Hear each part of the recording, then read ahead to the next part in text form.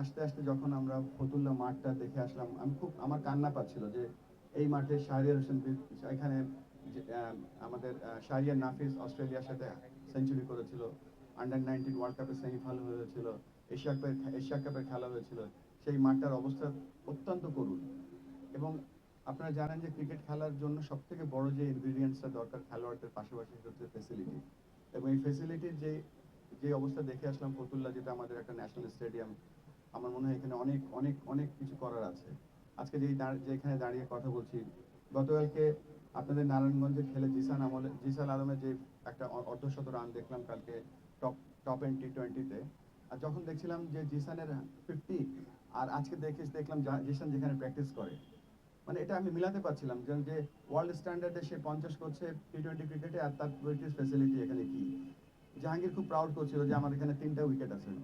যখন একটা একটা একটা কোচ যখন জেলা খুশি হয়ে যায় অনলি 3টা উইকেটে, তারপরে এই জিসানদের মতো প্লেয়াররা যখন এখান থেকে উঠে আসে, বা রনি তালুকদার মতো প্লেয়ার এখানে উঠে আসে, এটা এটা বলবো এটা অনেকটা ভাগ্যের ব্যাপার। এখানে 3টা কেন, এখানে 30টা উইকেট থাকা উচিত। তা আমি কথা দিচ্ছি, এখানে আমার সম্মানিত বাংলাদেশ ক্রিকেট বোর্ডের ভাইস প্রেসিডেন্ট আছেন, প্রথমেই যে কাজটা করব আমরা কিছু প্র্যাকটিস ফ্যাসিলিটি, যেমন ধরেন যে এই যে এখানে 3টা উইকেট কেন থাকবে, এখানে থাকা উচিত অ্যাটলিস্ট 15টা থেকে 20টা উইকেট। সো সেই চেষ্টা আমরা করব 1 নম্বরে। 2 নম্বরে আমাদের সম্মানিত জেলা প্রশাসক মহোদয় বলেছেন যে এই মাঠটা তিনি একটা বরাদ্দ রেখেছেন, সেখানে আমরা কিভাবে এই মাঠটা একটা 12 মাস, দেখেন আজকে কিন্তু ক্রিকেট খেলা হতো আমাদের সময়, আমরা অক্টোবর থেকে শুরু করে মার্চের মধ্যে ফেব্রুয়ারির মধ্যে খেলা শেষ হয়ে যেত।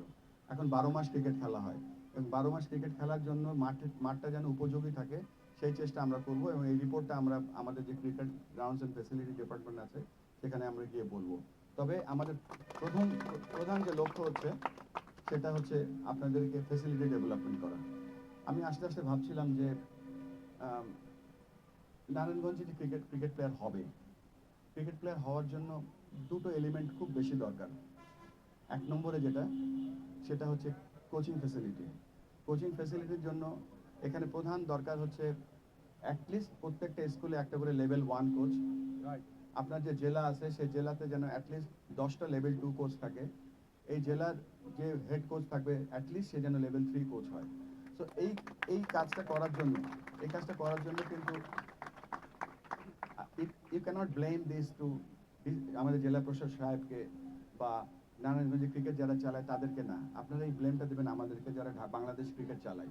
তো আমরা দায়িত্ব নিয়ে বলছি যে আমাদের যে কোচ তৈরির যে আমাদের প্ল্যানটা আছে, এবং নারায়ণগঞ্জকে আমরা উইদিন 1 থেকে 1.5 বছরের মধ্যে আমরা এতটাই স্বাবলম্বী করার চেষ্টা করব যে নারায়ণগঞ্জকে আর ঢাকায় যেতে হবে না, নারায়ণগঞ্জে বসেই তারা তাদের নিজস্ব কোচ প্রডিউস করবে লেভেল 1, অ্যাটলিস্ট লেভেল 1, এবং লেভেল 2-র জন্য হয়তো ঢাকায় যাবে।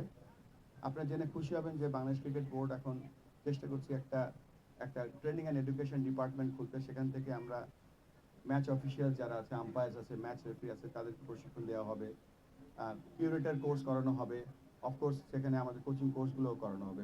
সবকিছুই এখন পাইপলাইনের মধ্যে আছে।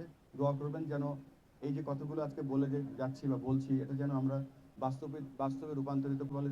সাকিব বলেন, তামিম বলেন, সমস্ত ভবিষ্যতের ক্রিকেটাররা কিন্তু এখানে বসে আছে, এবং এটা আমাদের কিন্তু দায়িত্ব যে আমরা কিভাবে তাদেরকে আমরা প্রস্ফুটিত করতে পারি।